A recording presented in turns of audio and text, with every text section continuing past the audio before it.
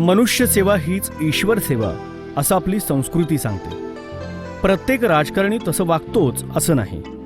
दाजी साहेब आणि कुणाल बाबा हे मात्र याला अपवाद आहेत. अपंगांना सायकल वाटप, अंध संघटनांना सहाय्य, अंध अपंग मंडळींचे सामुदायिक विवाह, त्यांना संसारोपयोगी साहित्य देऊन मदत असे अनेक उपक्रम कुणाल बाबा गेल्या अनेक वर्षांपासून राबवत आहेत.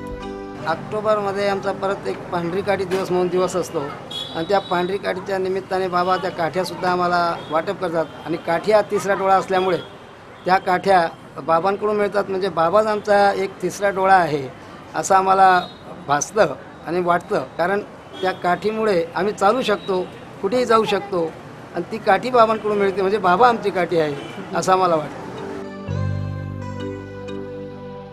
आत्तापर्यंत 2000हून अधिक अपंग व्यक्तींना 3 चाकी सायकलींचं वाटप कुणाल बाबांच्या माध्यमातून करण्यात आलं आहे. पहिले तो 4 एक वरीसना असताना तो असा पंजासूर चाले थोडं या मागल्या अशा टाचा. मग त्यानंतर दुसरी मा जावं लागणं. मग जेवणा पायनं थोडंसं त्याला त्रास होय. माझा खिसा मा आत घाली ते त्यांना चाले संडास बाहेर जाय ते जाय. मग चालता पड जाय तो पाय डिल्ला पड नाका लेस पड जाय. त्याला मग नंतर ते चालता जेवायला लागणार नाही. ते तो बाबान त्या उन्हात दाखाले. मग बाबान तेच नाही विचार बा का भाऊ असं काय शे भाऊ आटे बसेले. मग नांजीन तेच नाही लो बाबान तेच नाही सांगा बा असा तो अपंग आहे शाय माझा आले त्याला असा तसा त्रास होच बा. मग कुणाल बाबान तेच नाही सायकल दिदाडी त्याले. ती सायकलवर मस्त जावा येवाले मस्त लाग गए जातो.